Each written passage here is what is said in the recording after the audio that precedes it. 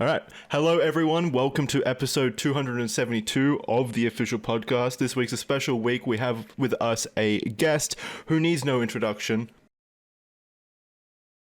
I knew you were going to make that joke. Yeah, Jesus Christ. Oh my God. Do you have any other jokes in your head for the elementary school you're entertaining this field trip? All right, fine. Hey, Kurtis, how's it going? Welcome to the schoolyard of debauchery. Feel free to introduce yourself, since I'm doing an abysmal job of it. What do you do? Man, I don't know. I make YouTube videos. I also have a podcast. Oh. I perform comedy, and that's pretty much it. I sure could use some lessons there if you have some spare time. No, dude, that was so good. I'm gonna use that one. That's the only joke I'm gonna use forever. Actually, we can every time on his podcast when he's a guest now. Yeah. Yeah. Well, credit where credit is due. Just leave my name in the description and we'll call it even, and you can keep that one. Whenever I do talk about any topic, I'll just be like, now this topic needs no introduction, and I just won't talk about the topic. Yeah, just silence for a good 30 seconds to a minute. Yeah, that's the trademark patent. Well, no, it's super. It's super good to have you here. Charlie looks like he was about to say something. I was. I want to talk immediately about shitty movies, because you recently covered a movie that's on my to-watch list now, which is the Anti-Masker movie. Man. Mm-hmm. So I guess this will be a fun segue. Do you want to talk a little about the Anti-Masker movie, and then I'd like to talk about a shitty one that I'd recommend to you? Yeah, I want to talk about this movie too. I've been dying. Yeah, I'm fucking gritting my desk. I'm going to snap it in half with my iron grip waiting to talk about this fucking movie. I know, man. Me too.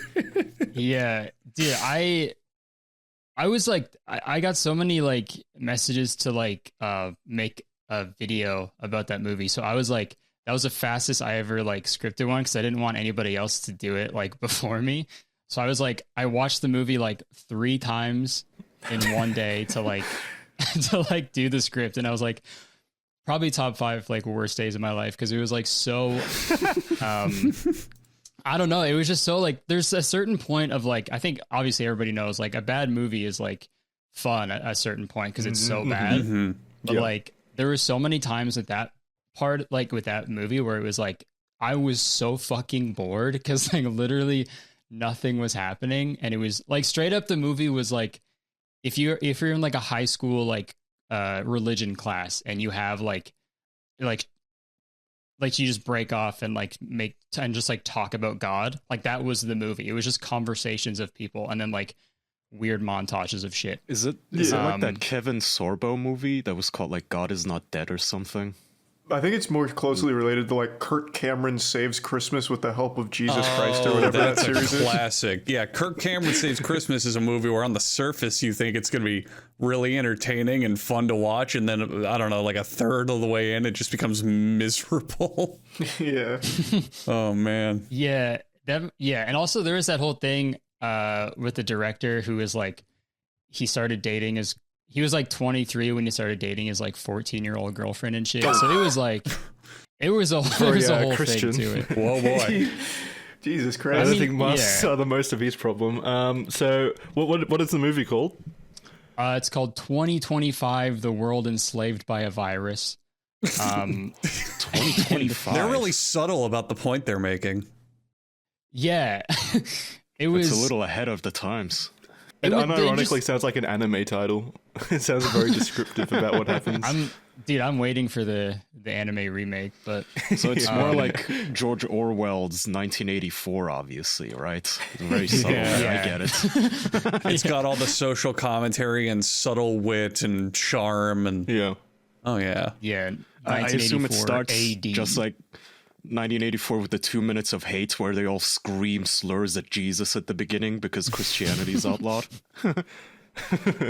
Yeah, that was the weird part about that movie. It's like it was like COVID. It was about how COVID, like they were bummed that they like can't go to restaurants anymore and stuff. But like it was like about COVID, but also in the midst of like COVID, somehow Christianity became illegal. Only Christianity though, like every other religion is fine. Let's follow the train of thought. God gave everyone COVID, obviously. So yeah, we need to ban Christianity to stop COVID. It makes sense to some degree. Yeah. Do True, they I guess. explicitly say that all the other religions are fine? Are there like Muslims Actually, dabbing on the Christians? That's actually a good point. But I think it was, but in the synopsis, it just mentions Christianity. Because I mean, obviously, because that's a all they bold really choice, care about. because from what I remember, it was like Jewish synagogues that had like the cops busting the doors down to arrest a bunch of Jews. Right. That's great. That was in New York, it's I like think. it's the whole movie is just white Christian people just trying to be oppressed, so they make a movie about it. I guess. Well, it was a real passion project. That's what matters. Are there any Absolutely. known actors in it, or is it just completely unknown people? Any names attached to it? Well, no. Aw. The director is a YouTuber. Oh, He's like a German Christian YouTuber. So it's like this is absolutely a Passion of the Christ project. Passion project. Yeah, I mean, it looked fucking awful. I can't believe you watched it 3 times. That's dedication. Surely after the first time, you know what to write about. Like, Right. why did it take 3 times? Well, I mean, like, when I make the videos about movies and stuff, I watch it once, like, just to watch it.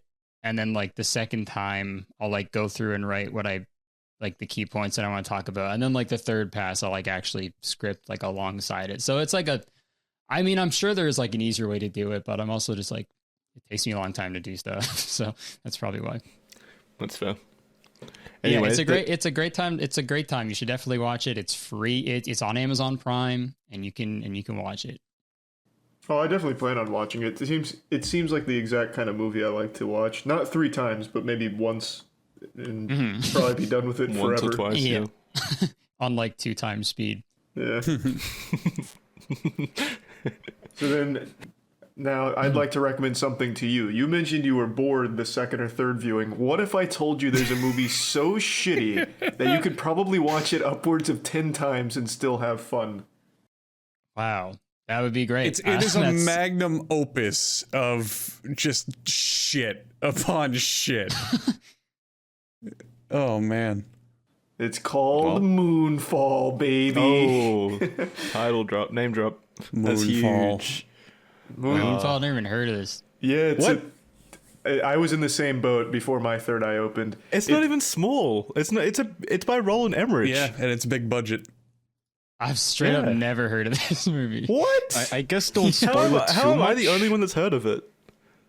If it's like that good that everybody should watch it, no, I'm just saying try not to spoil it too much, I guess. No, Is it fuck like it. a Spoil it. candy spoil?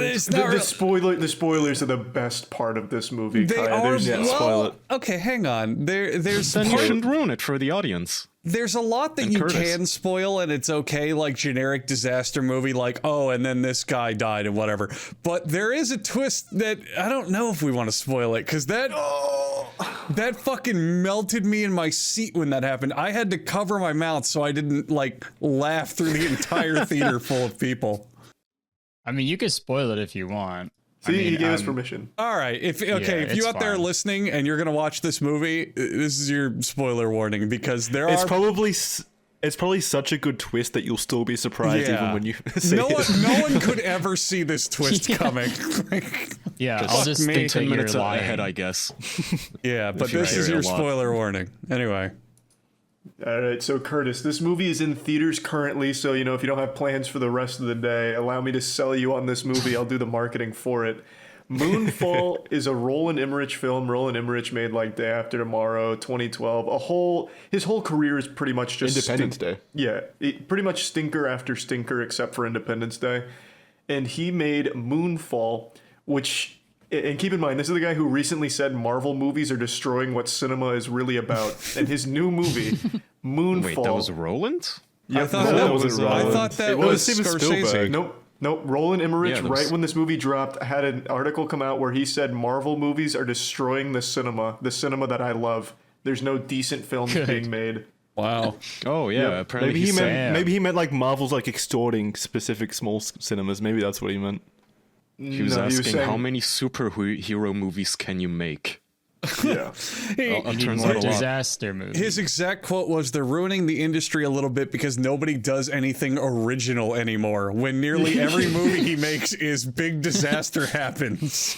Well, okay, please don't fucking pigeonhole this man into one genre after Moonfall. Oh, true. So, Moonfall is about the moon falling out of its normal orbit and What the fuck? hurtling towards course. Earth. And Damn. it's all What, does about... God just turn off gravity or something? It just drops? Oh, you'd be oh, surprised. the reason it happens is shocking and exciting.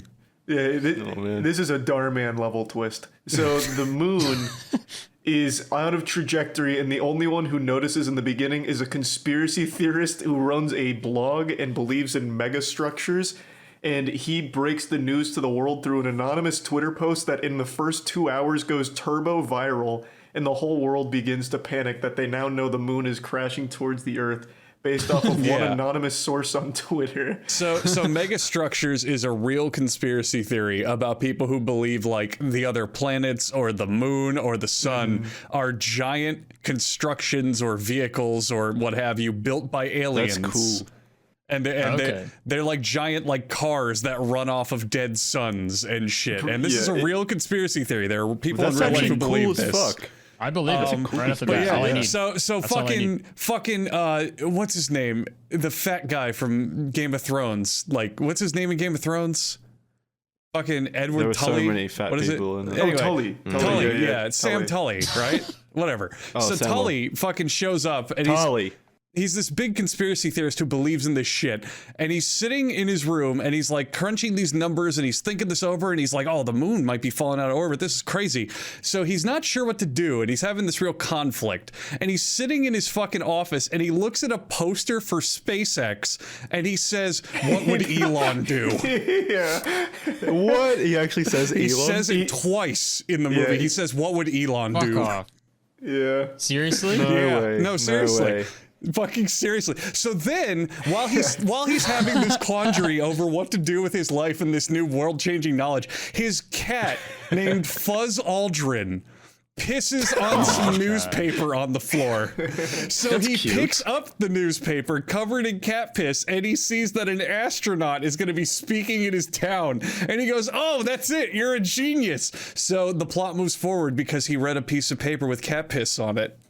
And also thought like Elon would think. So he goes to this astronaut day conference to impersonate an astronaut, and he's lecturing these kids about how the aliens are flying planets, like in the Invader Zim episode with like rockets on the moon. So he's going over this theory, and then the astronaut comes in, he throws the data at him. Long story short, it's all confirmed. The dude's a fucking genius. The moon is truly coming towards the Earth. And then it's this boss battle against the moon where everything's just going wrong. Every possible shit decision that could be made gets made. For example, like eventually the gravity's getting fucked up, so the waves are just turning into giant pillars of water. And that's cool. there's a scene where these people are trying to escape, and they get on a helicopter, and it's like, okay, they're definitely going to escape because now they can just get away from the water because the water's not moving. The water is stationary. It's just being lifted by It's the just moon. being pulled towards the moon. Yeah. So the water's just sitting there, and they're in this helicopter, and instead of flying away from the water, the dude kamikazes into the water pillar, It's killing directly the Well, that's entire... the safest place to be, really, Oh in the middle of the my eye of the God. hurricane. So- You so wanna go that- in there. That Killing scene the happens. entire team of advanced analysts that were the ones responsible for calculating all of the data. That You that needed scene the data in happens. the water column. That scene happens after one of my favorite scenes in the movie, one of my favorite scenes in the entire movie. So they're setting up this last minute spaceship launch. There's like all these setup scenes, like they have to go get a decommissioned space shuttle and like bring this astronaut out of retirement because everything's so fucked and everything's all scattered because the moon's fucking things up. So they cobble together this mission last minute. And they're setting everything up, and they're like, hey, director of NASA and astronaut guy, we have a problem. One of our 3 rockets won't fire. It's broken. It just will not fire. It's not going to work. So they're like, well, what is coolant? Yeah, it's leaking coolant. It's not going to fly like this. So they go, well, what do we do? And he goes, well, unfortunately, we can't get to the moon with just 2 engines. It's not enough propulsion. We can't steer properly. It's not going to happen. We can't do this. So they're like, all right, we have to cancel the flight. So keep in mind, this is at a moment where there is no other hope for humanity. This mission has to happen or everyone on Earth will die. So what do? The commander of NASA gets on a bullhorn and goes, I want to thank everyone for coming here. The mission is canceled. You can go home. She does not explain why.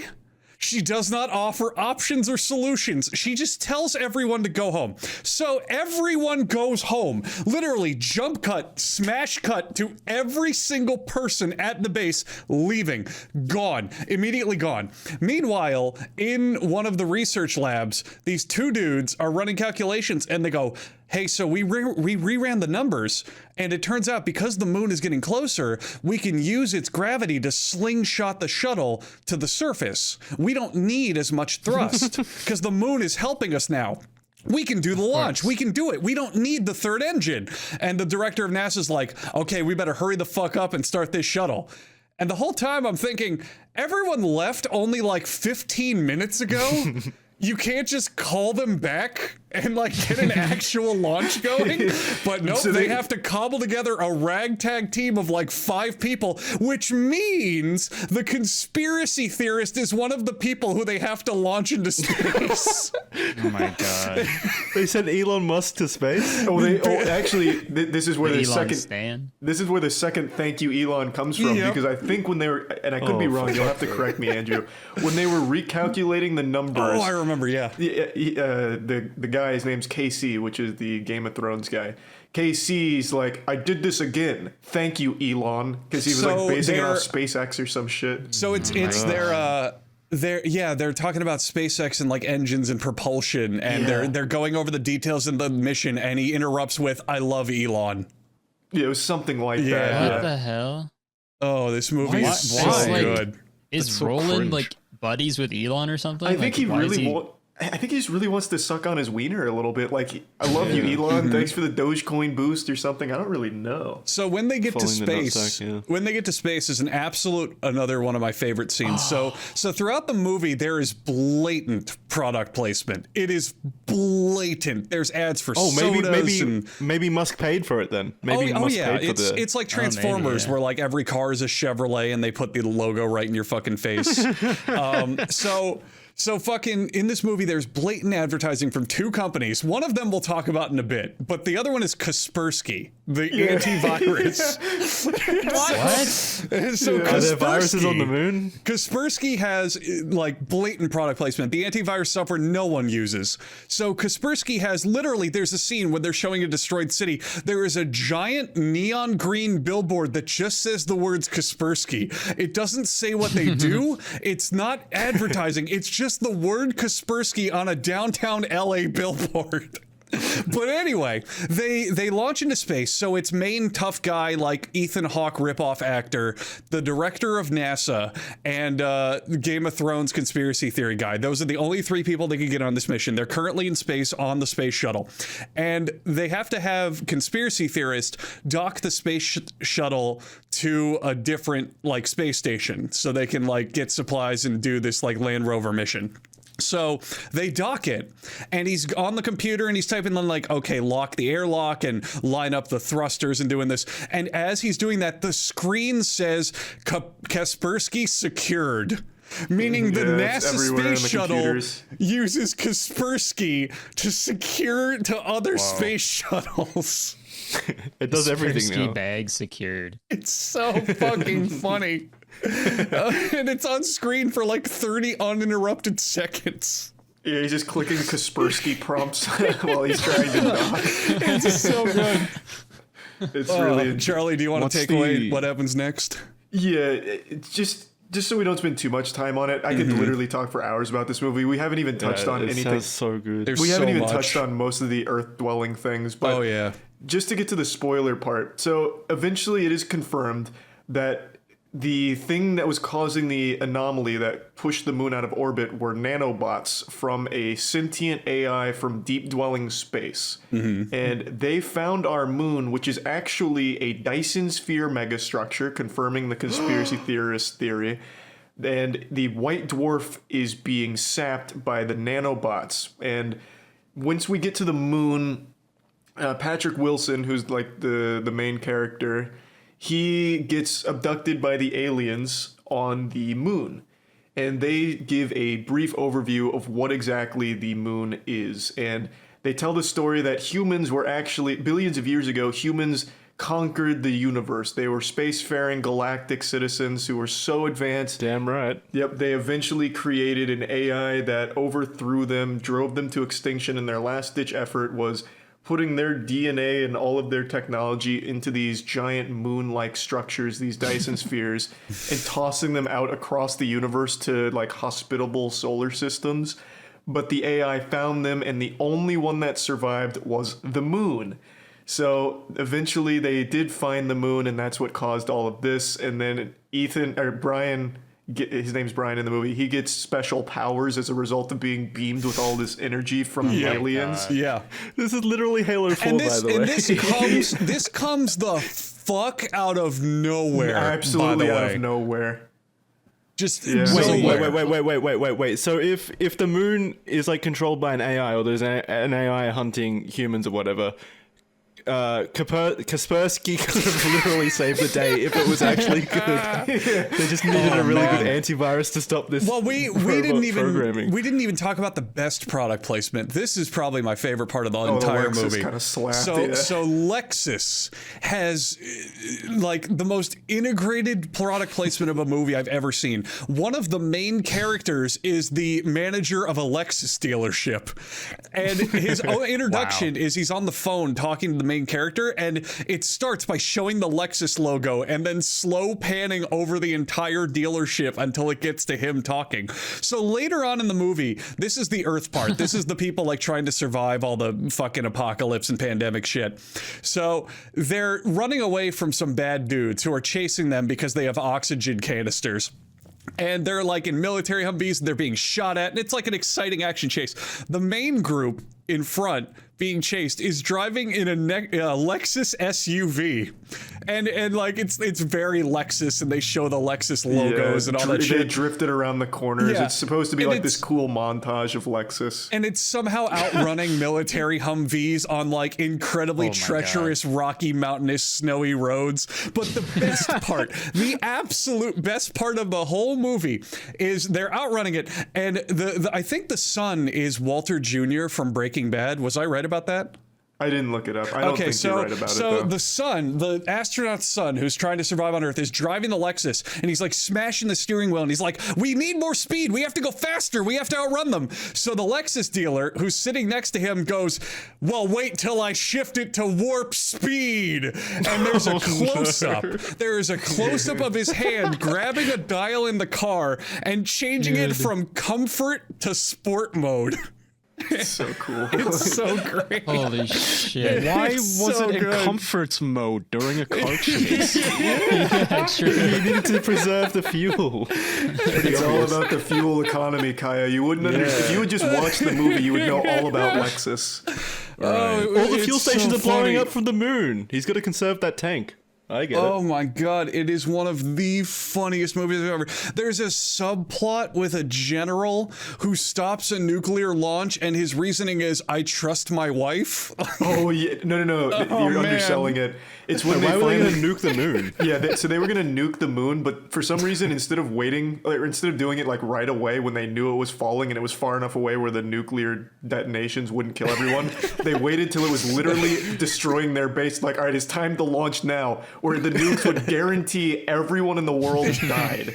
And then, so they're about to turn the keys, and this is when his wife is Halle Berry. She's the NASA commander, and they were married. They broke up. And then they're on space fighting the nanobots. And for some reason, inexplicably, before the dude turns the key, he's like, you know what? I trust my ex-wife. And he pulls out a gun, and he's holding them all at gunpoint. He's like, we're going to wait this out. And then all of a sudden, the entire base collapses on itself, and they all die. Yep. Wait, it's so good. did you say it's a This Dyson just sounds like sphere? a dream that you. I know, it honestly felt like a fucking dream, a wet dream. It was perfect in every area it needed to be a beautifully bad movie. It was a 2.5-hour movie. It felt like 45 minutes. I wish it didn't end. I was mad when it ended. Damn. So I you gotta said go. it's a- Even with all the spoilers, I'm definitely gonna go. Please see it. do. Hang on. There's So if please, a so much. if it's a Dyson sphere, wouldn't the sun inside like grill the planet? Don't ask that question, Kai. What are you talking about, Kai? What do you know about megastructures? Like, what are you, an Yeah, expert? come on, dude. Also, imagine if it was like actually sponsored by Dyson. The Dyson It's a giant vacuum. Just sucks up the earth. Yeah. a real space is a Also, vacuum. A Dyson. So the true. humans originally created the moon. Is that the thing from like Yeah. billions of years ago? Yeah. Okay, couldn't they have included like a how-to manual that told us No, all this stuff? Kaya, Why don't did- ask those questions. What are you talking about? Come You're just on. not advanced enough to understand, bro. Come like, on, dude. What is wrong with you? Well, you're not even Elon why Musk, would- man. Why would they be covert about this? Like, hey, this is a civilization saving, like basically a spaceship, our last resort. It's like Noah's Ark for humans, right? Like, why would you disguise it as a moon from ourselves? Because then it's a Well, it's basically megastructure. in park. It's again saving fuel. It's just parked around the planet Yeah. for when we need it. I assume. Whatever. Oh sure. God, this Pretty easy to understand, this I think. movie is an achievement. There is not a single character in the movie that is smart. Every single person in it makes multiple stupid decisions. Oh Like- my God, Like yeah, you it's could so dumb. rattle them off on a list and it dumb. would be the whole episode of the show. They have an EMP that they bring up to space, and the evil sentient AI like kind of fucks it for a full minute. And the guy is like, "Come on, get closer, so you can blow it up." He's literally It's inside of the right fucking next EMP to it. too. It's He literally keeps next asking to the it. nanobots to get closer while they're penetrating it. You guys sound insane. This is a real like I know movie. the words you're saying, but they don't I make sense. swear to you, Jackson, this is a real movie we know. both saw. It's insane. Oh, I know. I've been looking forward to this movie for so long. Wouldn't that like send a signal to the AI now, and like can't it just come back with spaceships and shit and Yes, then blow the so planet up? That's the best part. We're getting so deep. Like, there's so much more we haven't even talked on. Like, for bad decisions, it turns out the nanobots only go for like actual electronics when there's organisms nearby, like human organics. So for some reason, the conspiracy theorist brings his fucking iPhone and starts taking pictures. So my then he gets God. alerted. But regardless, at the end of the movie, they finally do get this EMP, and what's supposed to be like a climactic self-sacrifice. The conspiracy theorist pops out the back of his ship, fucking scoots in sideways on the EMP, right in that bitch, right into the belly of the nanobots. And then he's like, "You shouldn't have underestimated us," as he detonates it and finally killing the nanobots. Into the movie, roll credits, the moon all of a sudden immediately corrects itself, so the whole world is saved instantly. Like, all of the destruction is reverted, Apart from apparently. that base, I assume. Literally all Corrects the itself. How does it go back? Literally all of the flies itself cataclysmic back. fallout and everything involved just starts floating away in the sky. Like it Yeah. just immediately reverses course. It literally cleaned up everything. Like, it just sucked up its own debris. Like, all of the dead buildings. Like, "Hey, let me take that." It's like, Hey, it's a cleaning giant service. moon. It's got a it's got a self cleaning stuff. It probably fucking was a Dyson vacuum Yeah, it now. sucked it all up like a Dyson. Exactly. I was right. Curtis got it right. And then at the end of the movie, it has the audacity to set itself up for not only a sequel but a whole extended universe. So the Game of Thrones guy in the self-sacrifice at the end of the movie, he comes back and he's talking to the moon AI and he's like, "Am I dead?" And he's like, "Well, we downloaded your consciousness. You are the moon now. And it's time to get to work." Jesus Christ. Because the then, yeah, the so other the moon- nanobots are coming. So the moon says it's time to get to work, and he says doing what, and then it cuts to credits. Yeah. Oh my That's god. so brave. It's That's so brave. good. It's so fucking good. There is man. not a single scene of that movie that doesn't provide entertainment. Whether it's someone doing something stupid or saying something confusing or something like blowing up, it is a non-stop entertainment machine. Yeah, it is so That's fucking incredible. I remember the Roland Emmerich guy, he made Day After Tomorrow, you said? Yep. I always remember this fucking scene from that movie when they go out to get like medicine from like a ship or something. Yeah. And they're running back and they're like being chased by the cold. Yeah. Oh yeah, and by wolves. Don't forget, there was wolves And too, wolves too. Yeah, there are wolves at How that did the part. wolves survive out there? Like, Right. the ice is literally chasing them because it's so cold. Like, it will instantly freeze you have if it fur. touches you. I guess. Yeah, I guess. I remember That watching. I movie's loved also that movie great. when I was younger. But Yeah, I remember it's so good. That scene is just so. Like, actually, they just needed a chase scene. So Yeah. like, okay, I guess. But they had cold, the wolves to chase temperature. anyway. Yeah. Like, why choose the cold? Right. Yeah. Exactly. Yeah, that movie I used to love that Oh, movie. it's so good. I've seen it so many times. And then that chase ends with them like making it back to the library and they're like, quick, get the fire going. So they toss 2 extra logs and then all of a sudden the cold is defeated forever. No, it's not. It's not no, that. They you're literally close forgetting- the doors. They close the Not doors just and logs. the cold can't get in. They just close the Oh door. yeah. Oh, yeah. They closed the door. And then when the logs ran out, I think they had like this whole thing. They tried to make a statement or a lesson, I guess, or something, where they were like, "We can't burn the burning books, you burning guys." books. Yeah. Yeah, no. But there's a librarian I'd rather the last character. remnants of humanity die than burn books. Like, who's gonna read them Also, if you're all I- dead? True. Also, I was always like frustrated with that movie because like it seems I don't think they do a good job with like the passage of time because it feels like it's only like really really cold for like a day and then it's like, oh well, it's everybody's fine now, but it makes it seem like it's this crazy like world ending thing, but it happens for like a week and like Dennis Quaid is like, I'm here now. Yeah. I don't know. Oh yeah, I don't know either. It's meant to be like an ice age, right? It's meant to be like a long amount of time. Yeah. Yeah. It was, Yeah, I didn't I mean, maybe I was because I was a kid, but I was like, it literally seemed like they were just in the library for like a couple days and then the whole thing just sort of blew over. Definitely were. They were only there for a couple of days because they didn't have food or stuff, and they needed Right. like the medicine and stuff. So they were definitely low on supplies. And then there was a whole group of people that left the library and they like froze immediately as well. Like they left in exile, but then like later on in the movie, you see their frozen corpses just like right outside the library. It's so oh man, he's such a good director. Oh, yeah. I love him. Moonfall is his best work too. I really hope, and this isn't an ideal world, we do get that extended universe of Moonfall. Oh, yeah. I want God. to see those galactic space battles where the moon's fighting off nanobots. There's so much to talk about. There's the fact that the opening scene has the fucking astronaut called a disgraced hero and totally blacklisted for for the fucking aliens attacking because they blame it on him for no reason. Yeah, And then- in the beginning of the movie, the nanobots actually attack the ship and kill his friend, and they blame him. They call it negligence, even though there's video footage of the nanobots being there. There's not only video footage of the fucking thing happening, he's got a helmet cam that recorded the entire thing because they watch it later in the movie. Like and then God. there's the blatant big budget movie pandering to China. There's a fucking like scene where a guy's son is learning Chinese and he just throws in random Chinese quips everywhere. For no reason. It's Is so there really funny. cool?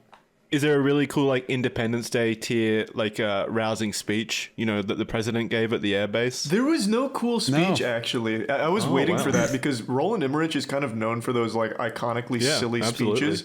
I don't think there was anything even close to that. The closest thing I could think of was when KC, the Game of Thrones guy, his cat pisses on the newspaper and he's like, "Fuzz Aldrin, you're a genius." Yeah. Oh my god. It is the perfect movie. It's perfect on all fronts. It's entertaining, it's stupid. I'm absolutely gonna go see it. It's got fun destruction. It has all of the check marks of like a modern big budget blockbuster, but in a bad way, like product placement and pandering to international markets and plots that make no sense. Oh my god, it's just so It had good. like Anyway. $120 million budget too, and every goddamn dollar was spent on making it as shitty as possible. It's Yep. amazing. It's an achievement. It's an achievement. It's up there. Anyway, I think There we've you go, talked about Kurtis. Yeah, we Moonfall can long definitely enough. move I on think Curtis is sold. We brought Kurtis on here just to fucking market a movie towards him. To be fair, man, I wanted to talk about this literally since we watched it, and I think Curtis, you had to reschedule, so you did this to yourself. That's true. I also gave y'all permission, so True. If you told all us not good. to do spoilers, this would have been a 3-minute conversation. true. It would have Yeah, just that's been what Charlie and I Doug Malgrave. feverishly screaming "Watch Moonfall" over and over again. Oh, what a movie. Well, I want to talk about a place where you can hire people to film a movie, if that's okay. Listen, We'll talk to you in another 6 minutes. yeah, Kurtis, you'll get your chance. Jeez. This is not the best. Hey, We can always I'm wait. just we've saying. got contractual obligations. I'm sorry. Listen, Curtis I'm understands. just an audience member. It's all good. Curtis, when this is over, you can have the floor. You can have the entire last 45 minutes of the show to yourself. How about that? Sure. All right. So anyway, if you want to film a movie, try to compete with Moonfall. You won't. You can't. But if you want to try, you could use Fiverr. According to a study conducted by Fiverr, 25% of people revealed that they had a business idea in the past 18 months, but 60% of them never pursued it.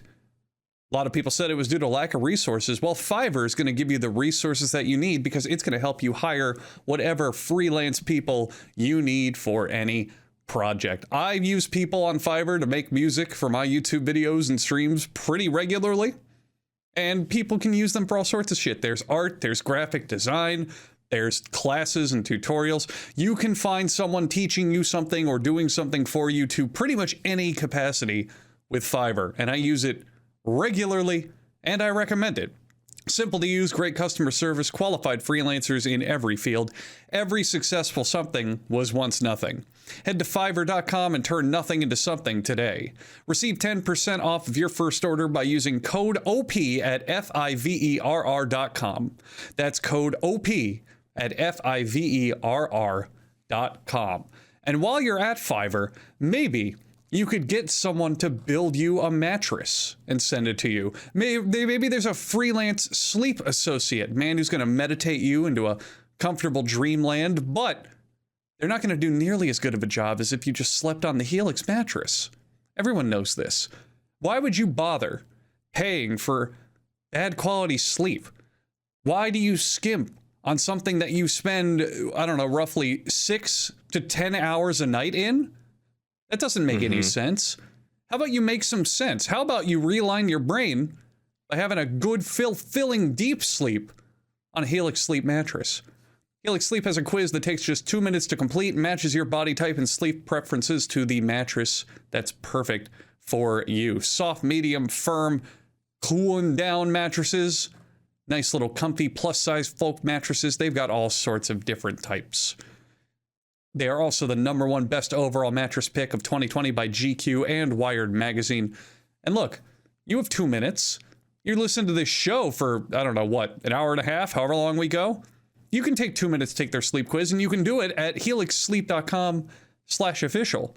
Now, some of you might be grumpy Gusses out there. You might be a sourpuss and say, well, I don't want to take a fucking sleep quiz to find a mattress. Well, hey, what if I told you that if you take that quiz, you find that mattress, you order a mattress, you'll get $200 off of your mattress order and 2 free pillows.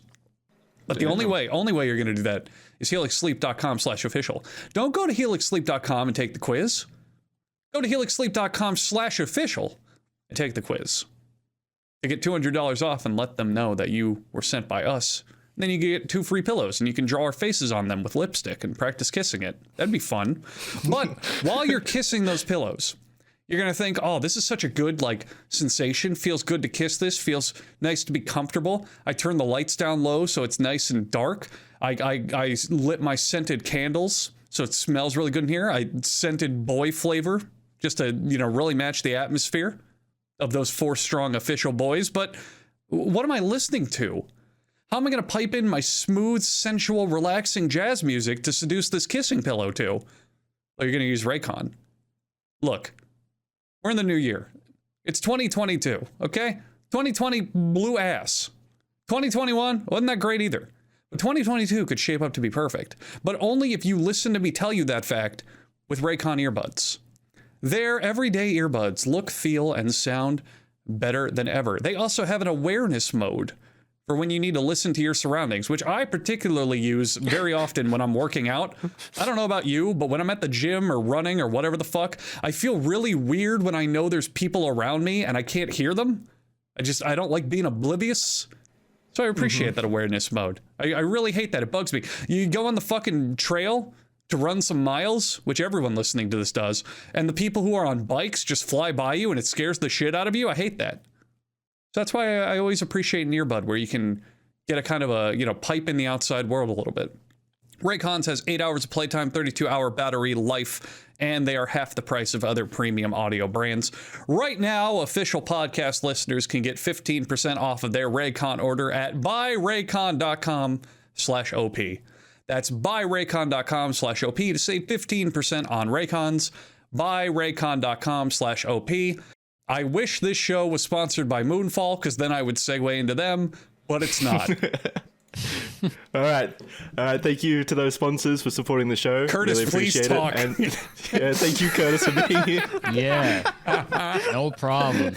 We would, as a collective group, I think we'd like to apologize both to you and the audience for not saying a single word to you for the last 45 minutes. No, that was funny. I want to give it up for the sponsor Kaspersky for this podcast. Thank you. And hey, man, it's his fault. He chose Moonfall Day to show up. No. That's enough of Moonfall. Now that's a banned word for the rest of this episode. No more Moonfall. Can we talk about Man Show? Because I found, Kurtis, I know you watched Man Show recently. I used to love that fucking show. Me too. Dude, I never watched it when I was a kid. Like, I don't think I was like awake late enough to actually like catch it. I remember, I think like I was on like the comedy channel or whatever, Comedy Network. I don't know what it. Yeah. But it was on like after South Park or something, and I was like, I'm just gonna go to bed, I think, because I already watched the show I want to watch. So I never actually stayed up to watch the Man Show. But after watching it now, it's like, whoa. Pretty gnarly. Isn't it fucking nuts how on that show Jimmy Kimmel did like blackface and all sorts of fucking terrible humor, and yet he's never been canceled? Wait, Jimmy Kimmel? Yeah, Jimmy Kimmel. Yeah, Jimmy Kimmel did blackface on the Man Show. This is a real thing. Kurtis, can you confirm that? I don't trust I can Andrew. He's an confirm. unreliable He narrator. dressed up as Charles Barkley, famous basketball player, for a skit where he imitated Charles Barkley, and he went full blackface for it. Jesus Christ. Yeah, and That's he's like all never the been famous canceled people, about though. it. No one brings it up. It happened. It was a regular to thing. be fair, you're Canadian, right, Kurtis? I think we established that at the beginning of the episode. Yes. Didn't your prime minister or president also do blackface? Oh yeah, Oh, yeah. big time. That's my favorite thing. Every single time, like when a famous person is trying to cancel someone else, like, oh, here's a, I don't know, Joe Rogan N-word compilation, and then immediately the first reply to it is like, okay, here's your N-word compilation. It's like they immediately, they always have something in their history. But Jimmy Kimmel's like a proponent of that kind of stuff, right? Yeah. Not blackface. Well, He's a that's proponent why it blows of my like mind. canceling other people. He's an incredibly like popular talk show host, and he's everywhere. And his whole shtick is like calling out other people and talking about current events. And he's also got views on YouTube and the internet and social media. And yet people just kind of sweep this under the rug. Yeah, it's very interesting. Like when I was watching episodes on YouTube, and like all the comments are from like weird like conservative dudes who are just like, oh, this is back when Jimmy used to tell it like it is. Now he's like now he's a lib cuck.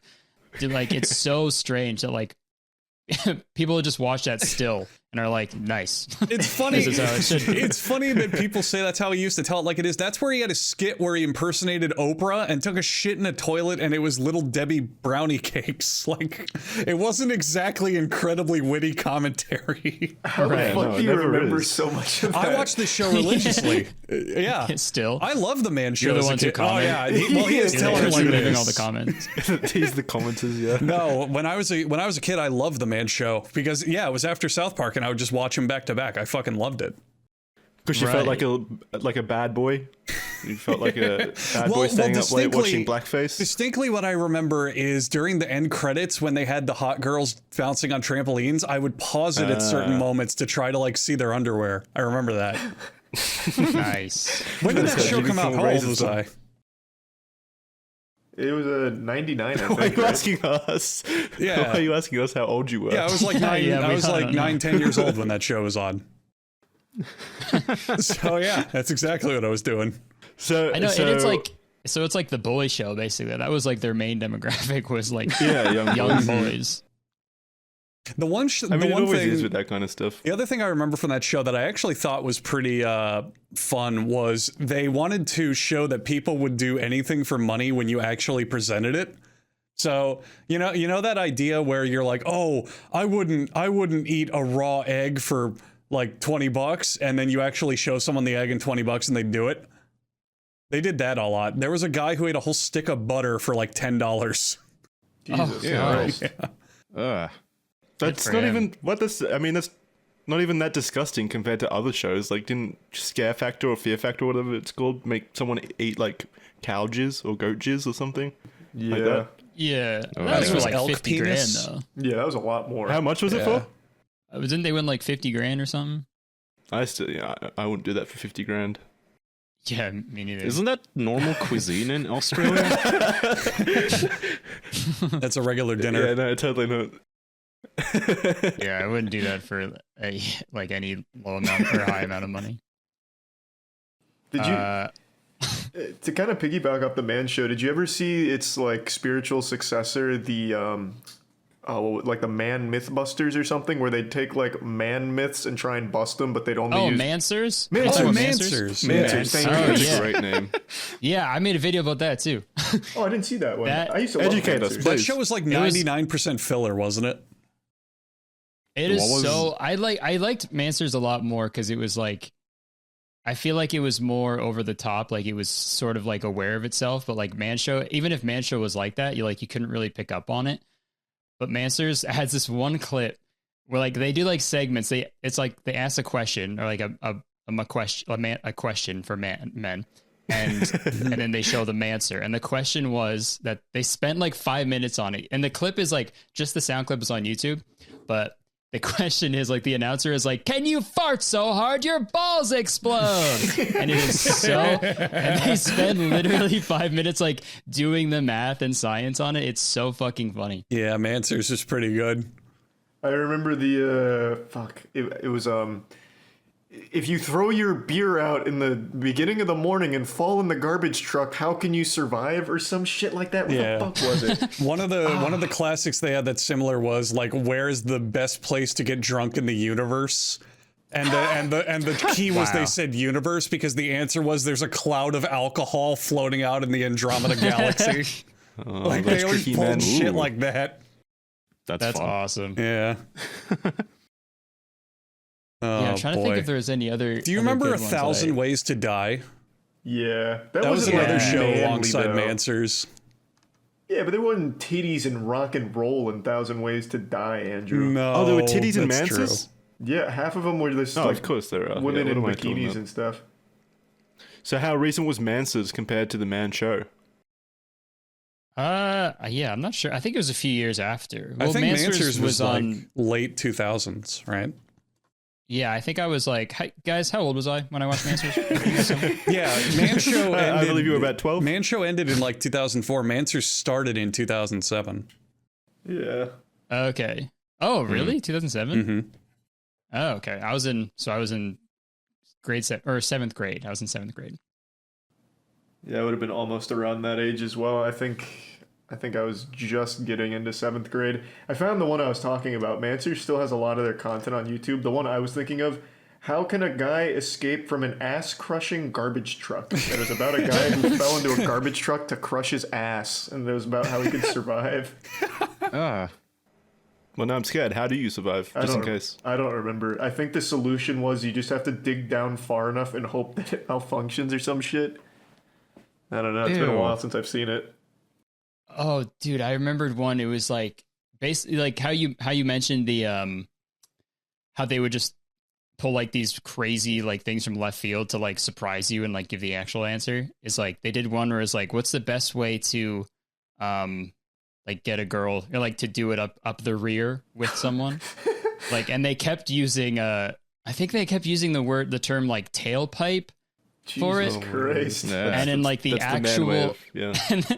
And then by the end of the answer was the best way to do it up the tailpipe is to actually like fuck your car, like the actual tailpipe. And that was the answer. It was pretty insane. I'm trying to find a it. lot of it very was just forced puns. Yeah. Yeah, just like They did a right. ton of puns. Like they do a fucking skit where they're like, "What are the best knockers in the world?" And it'd be like a pair of fucking door knockers from like China or some shit. They absolutely would do that.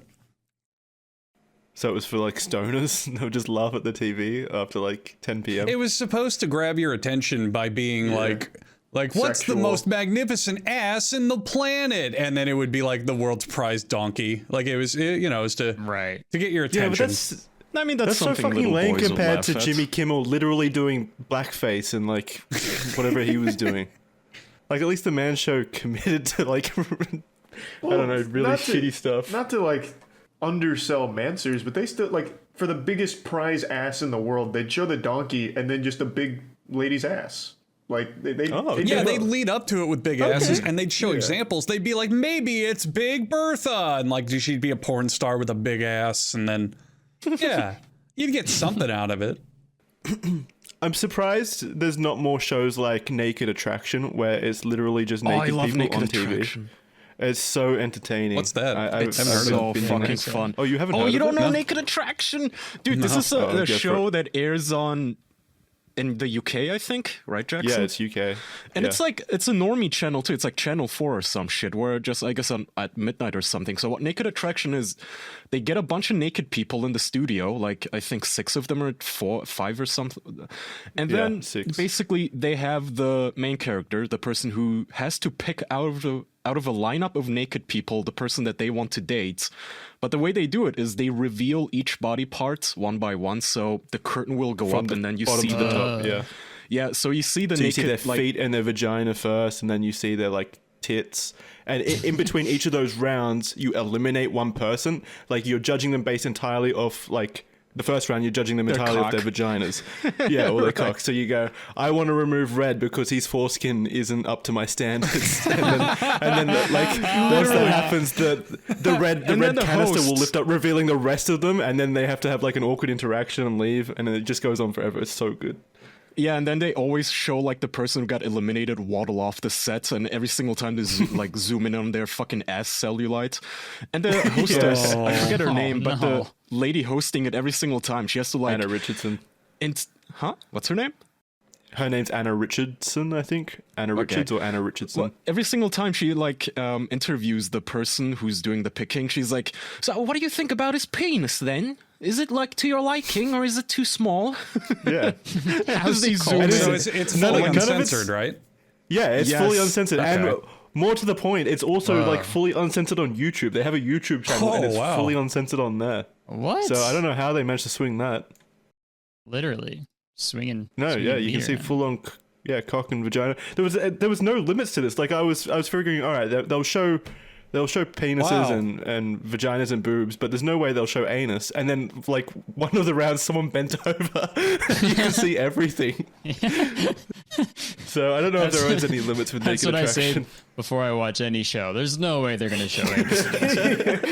Holy Every shit, time I'm you're surprised. right. No way. I'm skimming through an episode on YouTube, and there's just dicks and pussies flopping around everywhere. This is crazy. Yeah. What do you think? This was like a collaborative lie by me and Kaya. Well, I'm shocked it's on YouTube. Yeah, There's how a they lot get of away dicks with and that? penises on YouTube. There's like, you can literally type in As long like as they're not medical hard. questions and Oh, yeah. like naked yoga and shit. No, I understand from like a medical perspective or an educational perspective, but this is just reality TV. Yeah, it is genuinely like I get Right. it if it's not in a sexual setting or anything, but this seems like it because they're talking about dating and stuff, and they're like actually like talking about the sexual aspects of the body. So it's close enough to sexualization that I think it shouldn't be allowed. But who cares? Right. It's entertaining. I'm Yeah, sorry, that's like but in if- the... Oh, go ahead, Sorry, Curtis. go No, you go. No. Oh, no, you I go. was, I was gonna say that's it's a reality show. It's like if fucking Jeff Probst just had his dick out the whole time during Survivor. Like it's not not allowed. It shouldn't be allowed on YouTube. That's what I was gonna say. But The one on. I just skimmed through on YouTube is like just a naked dude in a wheelchair. I don't know why it's so funny to me to just show that on TV. What a great show! They had a full like what do you call it? Like people with disabilities episode. It was quite endearing actually. It's nice. I don't think It's a he got great picked, show. though. I can't remember. Oh, yeah, dude, I so can't watch it in Canada. Fuck. no. Oh, you you're have gonna to use a jerk off. VPN. Yeah, I have to use a VPN. God. Oh god damn it. Danny's gonna have to blur my sunglasses for the last 10 minutes. I've just been skimming through episodes. This is mesmerizing. Jack Cox and You your guys are right. sunglasses. This is like drawing me in. It's hypnotizing me. No, it's great. You need to watch it. It's so entertaining. Like the reasons they give and how they like try to be nice about like eliminating people. Like they're never like straight up rude or anything, but you could tell they're just not And it, like, attracted to them. And That's nice. Then. spoiler alert, by the way, it literally never works. They do an after segment where, you know, the person they finally pick, they go out on a date, and then a week later they do a follow-up, and every single time they just sit apart on the couch. They're like, yeah, we had one date, it didn't work out. It turns out picking someone based on a fucking tit doesn't really mean you're soulmates. Oh. Shocker. Oh yeah. A big component of this as well is that the host, not the host, the guest, like the person that goes on to pick, also has to go naked in the final round. So then the two other people, like get to see them naked. It's a whole thing. It's so much fun. I love it. But yeah, that's our contribution to what were we talking about? The Man Show. Yeah, it's kind of Yeah, close it's to the kinda Man like- Show. So Yeah, kinda Charlie close. and I brought Moonfall. Jackson and Kaya brought Naked Attraction. Curtis, do you have an interesting or weird show you've been checking out lately? Or movie, or something that's been catching your eye? Well, I did a video about this a while ago, but this is one that I try to recommend to everybody. Okay, good. Have you guys heard of Goat Story? Goat actually. Is Story? that a video game? Goat Story. It is a movie. It is. Oh, dude, it is a fucking. It's so insane. Never heard of it. I made a video about this, but you should just fucking watch the movie if you have time. But it's a movie from the only animated movie out of Czech Republic. It's like the looks like first Don one they've ever Chiali. made. Is it a Christian thing? No, it is. It is not. Also, it's very strange. It's about this guy who goes to Prague. It's about when he goes to Prague to like find work with his friend who is a goat, and he starts like building this bridge where he meets this girl who has like the biggest boobs in any like animated movie. It's for kids too. And there's like a sex scene in it too, which is really weird, and you see her butt and boobs in it. I think you really need to sell to the audience that even though this is for kids, it has some of the most horrifying CGI I've ever seen. Yeah, this looks disgusting. It Why is it so dirty? It is Terrifying looking haunting. movie. Yeah, it is. It looks like they've all been rolling around in like manure. Is that like part of the story? Well, it's like set in like old times, so I guess people were just dirtier back then. Whole but, thing's on YouTube, by the way. Yeah, Whole movie. Nice. and To me, it looks like if Shrek, like the Shrek movie, was like about a goat and two ogres. Oh, I guess they're humans in this. Oh I my guess god. they're ogres in Shrek. Never there's mind. also there's this just weird like his name is Jemmy. He's in love with the big boob girl whose name is Katie. And there's this like side plot where like the goat is in love with Jemmy, and they like almost fuck, and like it doesn't happen because he's like, oh, I can't. We're friends. That's the only thing that's wrong with that. We'll ruin our friendship. It also apparently sex had scene a is budget of almost $2 million. Yeah. Yeah. So, and the ending is the ending is actually insane as well. I don't know if we want to spoil it for the people, but Okay, that's fair. We spoiled everything for you. So Jemmy gets like hired to fix this like clock tower that's like broken, and they like kidnapped Katie to like make him do it, and they forced him to do it. but he can't fix the clock in time. And then, so Katie is like hung, and you see her hanging from the thing, but it's pretty fucking scary. And then like it turns out that Goat, the person hanging, isn't Katie, it's Goat dressed up like Katie. Like she stuffed melons in her dress to make her look like a human. So she like sacrifices herself to like make Jemmy not feel sad that Katie's gonna get hung, basically. So then everybody lives. And it turns out at the end, like the goat actually like had like a metal thing like in her throat that made it so if she didn't like die when she was hung, which makes no sense. So they all, someone just put it in the discussion thing that I see.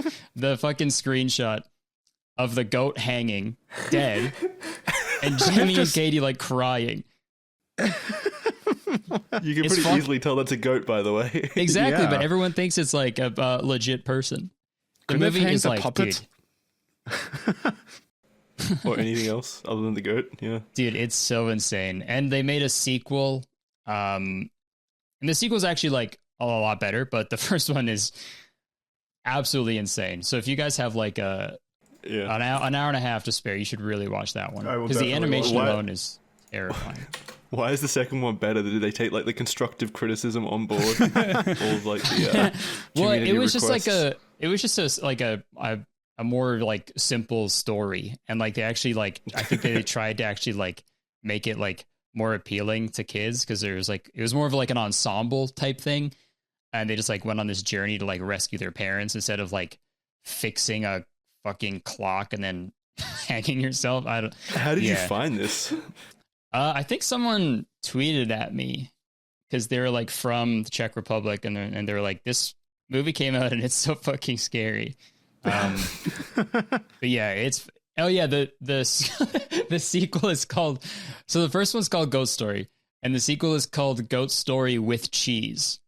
Oh, that's cute. Yeah, so it's definitely a film. All right, there we go. We have recommendations from everyone for content for this week. Yeah. For people to watch. I've got one more recommendation because it's a video I watched from you, Kurtis. Your video on the attractive man is fantastic. That's you. That's an alpha male that I've followed for a long time. A little fun fact. So the attractive man is a pickup artist, a relationship guru, but somehow in all of his seminars and all of his montage clips, it is him getting like rejected. For some reason, he doesn't actually show any success. It's only him making all the girls uncomfortable. And that's like his big like, oorah, look at how great I am. I made a video on him, I think like 3 years ago. He was doing a public display of picking up. And he went to some ladies on a bench. And he was like, hey, what's up, bitches? Like, let's fuck or whatever. Didn't work. Made a video like joking about it. I got an email from YouTube saying that this guy was representing himself and trying to take my shit down, and I had one chance to private the video or remove it or something or compensate him. And you can't, he's too attractive. Yeah, compensate him? Yeah, and YouTube themselves stepped in and said that this is an outrageous claim that we won't even be forwarding or acting on. We just wanted to bring it to your attention.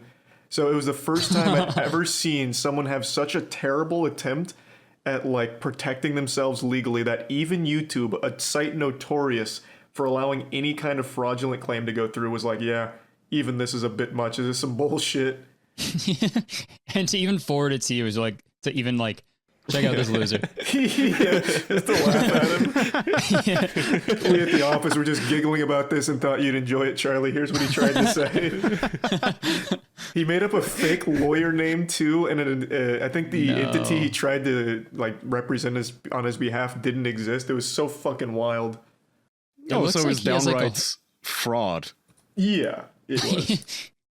It looks like on his YouTube banner, it looks like he has like a whole like cast of characters now. There's like a whole group of them. Yeah, I was just looking at his channel. He has like no views too. It's like he gets 5,000 views per video. That's rough. Wow. Yeah, and he's almost got 1 million subscribers. Those view counts are horrendous for that. Yeah, that is my those, God. Yeah, those have to be fake. Oh, absolutely. That would be a recommendation, though. If you ever need to learn how to get laid, check out The Attractive Man. You'll either get laid or go to jail. Might be worth rolling the dice. Probably He has checking around great to do the advice if exact you- opposite.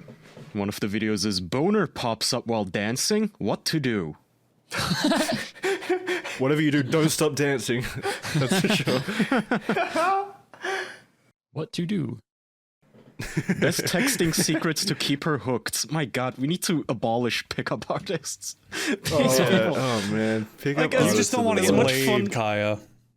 Yeah, I hate getting laid. Yeah, but as much fun as we make of them, there's like still young boys who sometimes, I guess, Yeah. watch this Yeah. drivel Yeah, true. and fall for it. Like, True. yeah, I'm gonna fucking treat her like shit. That'll get me, bitches. Top Yeah, 10 it's- cities for meeting gorgeous women in USA. Holy shit. Is Tampa on In there? other words, he listed cities. Great video. Yeah. What if it was like a Manswers thing and they pulled the universe card? Top 10 best planets for meeting chicks.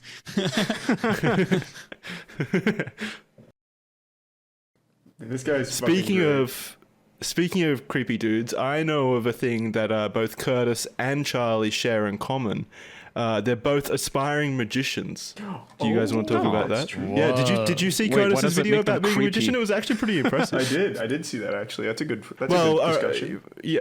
Yeah, Not all let's- magicians. Not all magicians are creepy. Just putting that out there, but there are some that like Just us. do- Just do go Kurtis and I. yeah. Dude, No, so yeah, do you have any advice for Charlie? I know he wants to learn magic at some point. Charlie, do you know like any tricks or anything? Or are you just like, you just want to No, learn them? So the reason Jackson brings it up is throughout middle school, a little bit of high school, and then back in college, I would do magic tricks to try and get like ladies' numbers or just impress girls. Let's go. So I knew so many magic tricks. I invented one in college, and I'll freely share it with you, Kurtis, and Whoa. the audience as well. It was a sleight of hand trick where I'd give the girl the deck of cards. I'd be like, just pick any card, look at it, and then write it down or send it to me in a text message or something. So I'd give them my number for them to send it to Right. me. Oh my god. They'd send me the card, right? In an ideal circumstance, it's only ever worked one time. Every other time, they're like, I don't really want to do this. But the time Yeah, I it don't want to worked, give you my number. yeah, the time it worked, she sent me the text with the card in it. Of course, I don't look at it, and it's to prove that I didn't do anything, right? She had free reign. So she puts the card back in the deck. I do a bunch of sleight of hand shit. And then I pull the card out of the deck. Is this your card? And then we look at the text message like, oh my fucking God, my mind's blown. And then I have her phone number. So bang. It's Dude, fucking that's- genius. yeah. So You didn't invent Original anything. attraction, You man. just added asking for her phone number. How does that add at all? Yeah. Was she gonna forget which card she pulled? Oh, it's supposed to be cool, Kaya. Like, you know how you write your Yeah. name on a card? That's lame. I don't get your number out of that. I don't get laid. And then later he finds cool her for card you. and she writes the answer on his cock. And they have to check it. Check my butthole. Is this your Yeah. card? Does this taste Yeah. like your card right here on my nuts?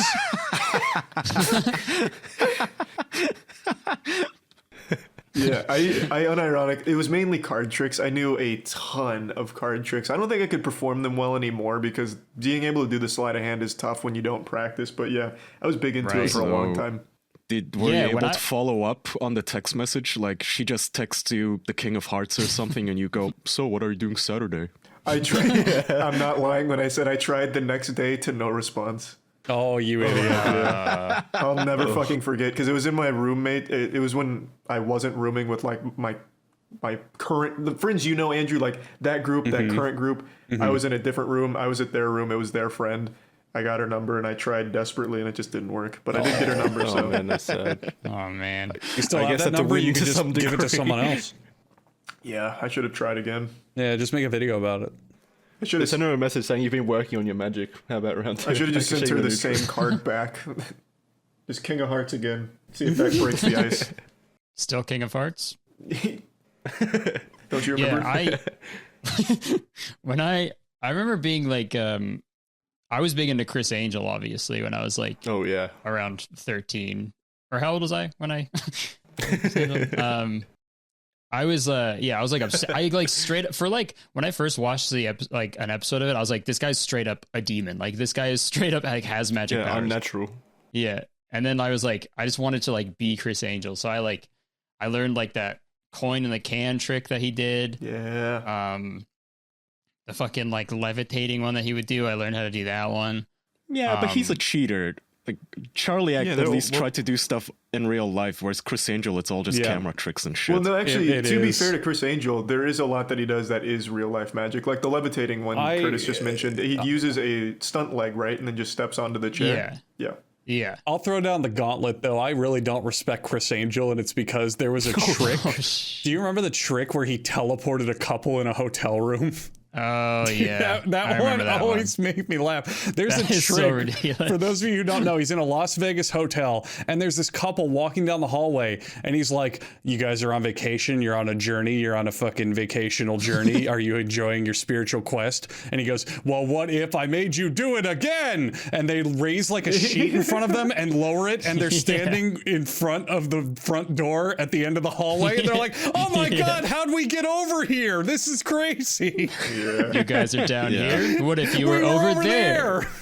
So stupid. Like that's no fun. That like when you know that everybody involved is just an actor and in on Yeah. it. Like if there's no Yeah. actual person getting tricked, it's no fun to me. Right.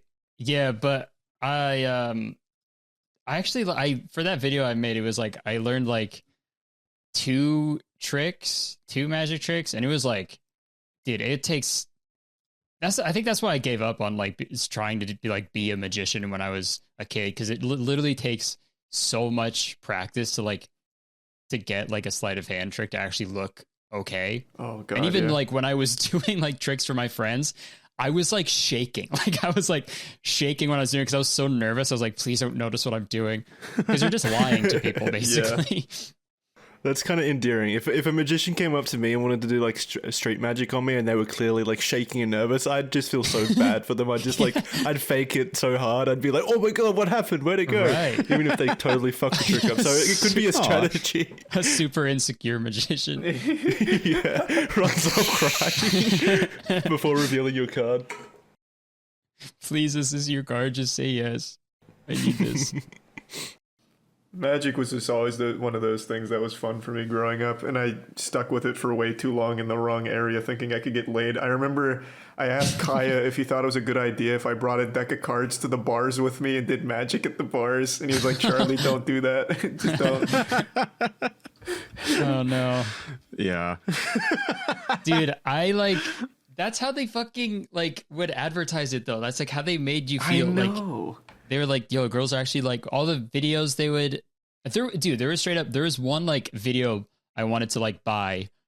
It was on like illusionist.com or something, and I wanted to get it so bad because there was like this trick where like the way they described it, it's like you put like a signed quarter in like a sugar packet, and then it was like you could get. This is the point where you ask like all the people to put your hands on your hand.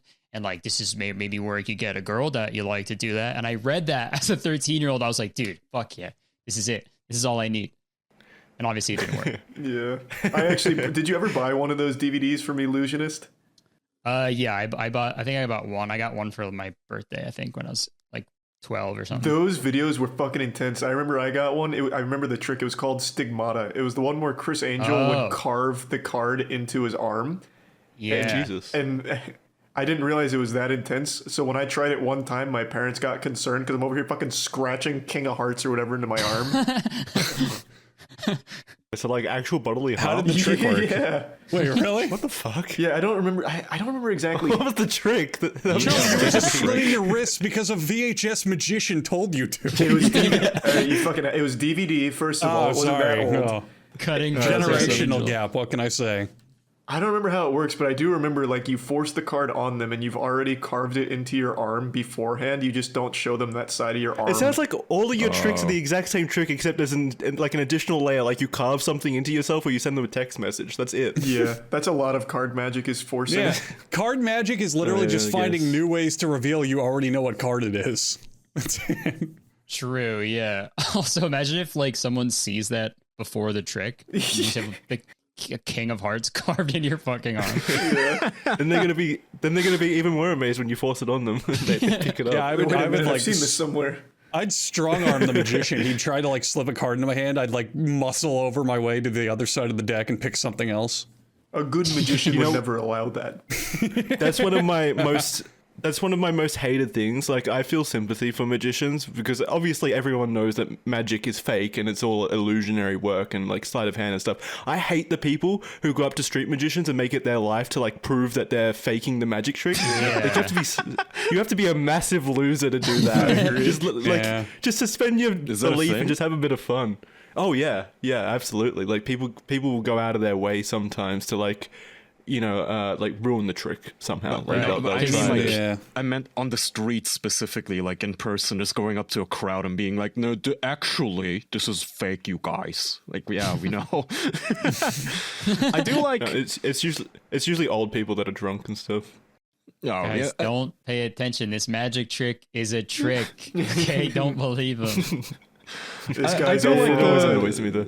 Stuff like I think there was like an Asian magician guy on some TV show, some talent show, who was like doing really impressive stuff, and then Captain Disillusion debunked it like frame by frame. And I am entertained by those kind of things. Like, this isn't magic; he's literally just editing the video.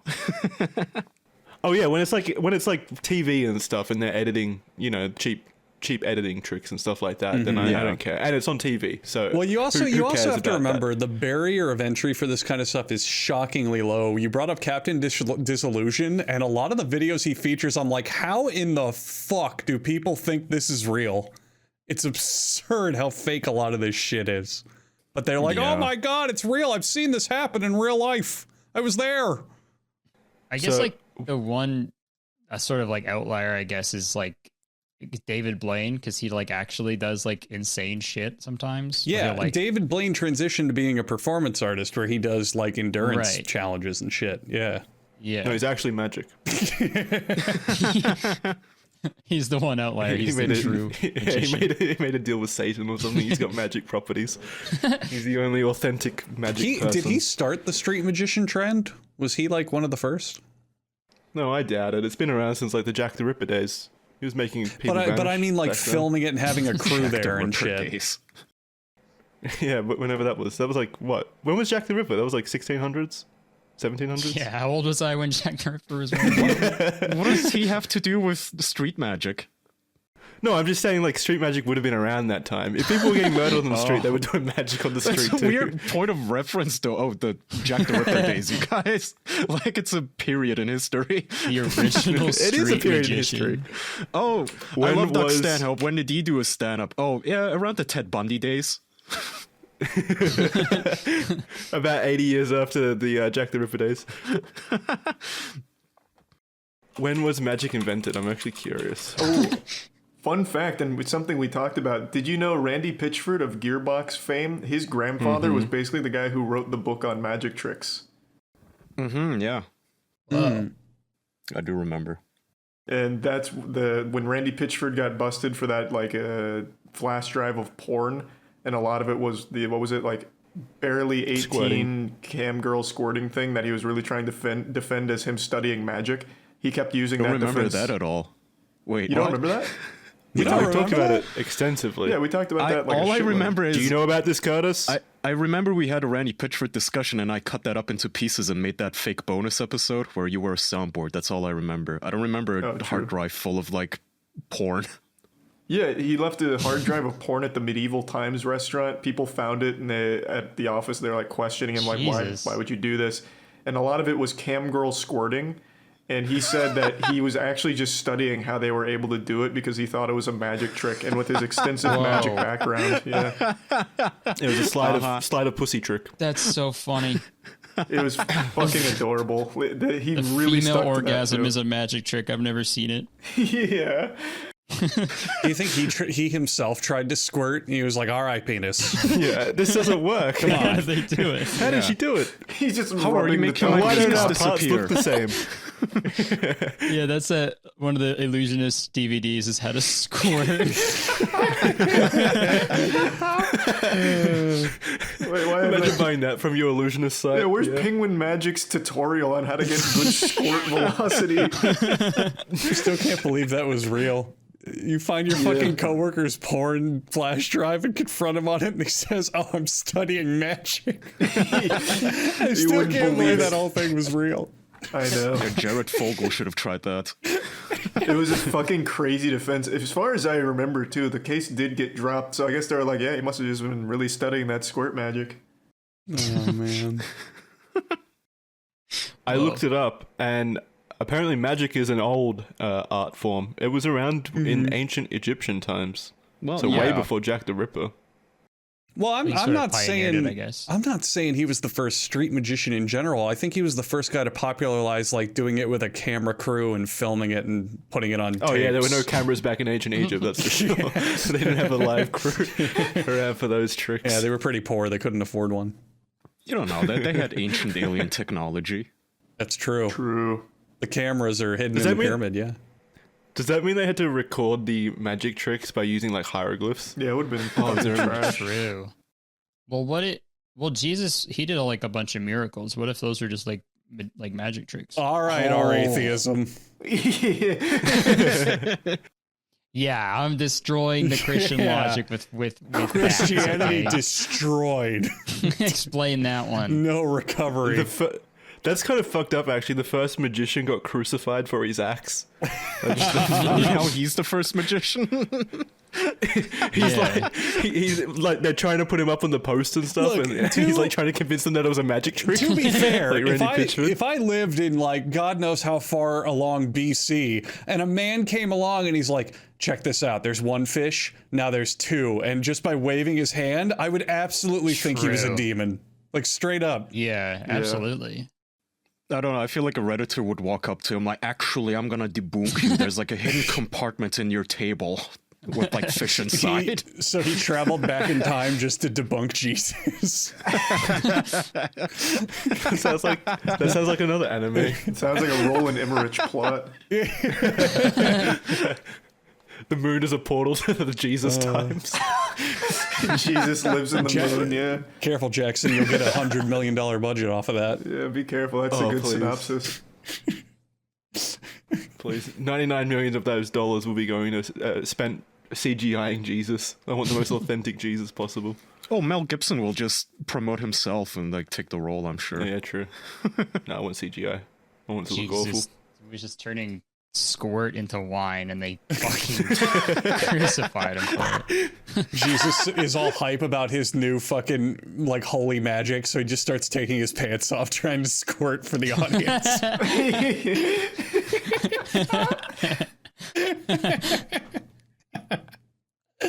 I'd be impressed. I mean, I would too. Especially back then when there's nothing else. Like, you can't do anything for fun. It's like, I'll just go watch Jesus piss himself or something and call it magic. All the kids in the village, well, what do you want to do today? We could play stickball. We could do chores. Oh, I heard Jesus is going to piss himself in the town square. His daily squirt. He's trying so hard. Yeah, holy water is just Jesus squirt juice. Oh, yeah, now we're I really think starting about- to debunk. Dude, I think about that kind of shit constantly. How many things that we've gotten like slightly historically inaccurate and so we fucked it all up? Like, what if holy water originally was just cum? Just a chalice of cum. And we just Right, yeah, we'd fucked never it up know. throughout history. Well, I feel like man Why has did it- always known cum, right? Yeah. Like, it's not like it'd be Since like the this, dawn of time. it wouldn't be this mysterious Yeah. substance. But what if it That's was true. holy cum? Well, I guess I mean, Yeah, unless so- it's like sparkling or something, you probably wouldn't have any indication that it's special. Watered down cum, maybe. Mm-hmm. Ew. What, I didn't do it. Watered down cum makes you grossed out, not regular cum? All of it. I He don't know. wants his cum full strength. Not diluted. Ew, Kyle just the likes thought cum of with that is pulp in it. disgusting. Don't dilute my cum. It's a sin. Kaya goes to a dick sucking contest and sees a guy with a glass of water. He's like, "You savage!" Disgusting. Disqualify him. Wait, don't they baptize babies in holy water? I hope it wasn't cum. Oh, yeah. Oh. Yeah. So it's just water then. Yeah, it's Yeah, just way water. to ruin religion for us, Kyle. Yeah, man. Jeez. It Come wasn't on. Kyle, I ruined it was- religion. Yeah, dude. It was Kurtis that said that holy water could have been squirt juice. Okay, that wasn't it. That had some facts to it, though. That would suck. Imagine being like a little kid and the priest just dunks your head in a vat full of cum. That's like a bully. What did you change to that? It's like a giant barrel. I don't know how least it's not baptism watered works. down, no. Don't they hold the baby's entire head down in the water or something? Depends on the I mean, priest. there's many types of baptisms, right? As well, like that you can go to like the beach and get baptized in the waters there. Yeah, there's like a lot of different ones. And sometimes it's really aggressive. Like there's that viral video of the priest who's like fucking submarining the baby in there constantly. yeah. Does it like 4 times, all while Yeah. singing. Yeah, Waterboarding it. pretty much. It has that really good meme with the Lebowski from the Big Lebowski. That poor Oh my baby. Someone God. just posted a gif. Yeah. Yeah, it looks like he's Whoa. washing Yeah, they laundry. really go My for it. God. It's like the baby's Jesus arms are gonna Christ. rip off. I know. It's fucking scary. Sometimes the priest just gets like vengeful, like beating the devil out of him with the baptism. Jesus. Wow. Yeah, Well, that's how God wants you to do it. Just really get his shit in there. yeah. All right. All right. Yep. All right. That's been this episode of the official podcast. Kurtis, do you have any last topics or anything that you want to talk about while you're here with us? No, I'm good. I mean, you could all talk and I'll just listen if you guys want to keep going. Jesus Christ. Okay, fucking chat. I'm sorry. No, I'm Can all, we ask I'm all Curtis good. a question? Thanks for having me on. Well, wait. There's apparently one last question that chat wants to ask us. Charlie can do it. I'm tired of the question. This is such an OG question. Feel free to not answer if you don't want to, Curtis, but you're welcome to. Do you have any interesting masturbation stories, like masturbatory tales? Damn. I don't. Nothing's really coming to top of my head. I mean, I've been. You never tried to squirt? Well, yeah, my usual way of like self pleasure is I'll tie myself to a cross until I just squirt. Baptized in the cum. Yeah, classic. No, I mean there is like, I feel like I've been like top of my game for like my whole life on that shit. I haven't had any like weird, like no one's ever like walked in on me or anything like that. Wow. So I mean, I'll I've pull been, that off. I've just never done it. I'm too scared. So Yeah, he's never masturbated before. in his yeah, I life. don't know. That's the secret, is never do it. I wish I had No, one, but sorry guys. Oh no, you're No, all it's good. not your Anticlimactic. fault. It's a tradition on this show. I'm kind of personally over it. There's only so Yeah. many wacky masturbation stories that you can hear before it all becomes the same, so it's fine. We weren't expecting Chad was anything. screaming at us though. Yeah, Yeah. we'll get Yeah, yelled at if we sorry, don't do it. chat. Sorry. Well, that Alrighty, was yeah, Chad's shout out your fault stuff. then. Let people know where they can find you, Kurtis. You could find me on YouTube. Just search my name. You could watch stuff. And yeah, I got a podcast too, to the people listening that are also podcast fans. Yeah, that's it. Thanks for having me on, guys. This was fun. Yeah, thanks for coming on, Nice. man. Yeah, Super, thank you. super nice having you. Yeah, both of mine and Kaya's partners are big fans of you, so they'll be very Awesome. happy to hear this episode. And we'll see everyone else next week. We got a Patreon, patreon.com/theofficialpodcast, where you can listen to bonus episodes. Yeah, Give us a go over and listen to it. give us a 5-star Sick. review, please, on Spotify. That's it. Only if you feel like we deserve it. We do. All right. Thank you. We will see you next week. Goodbye. Bye, everyone. Bye-bye. Bye bye.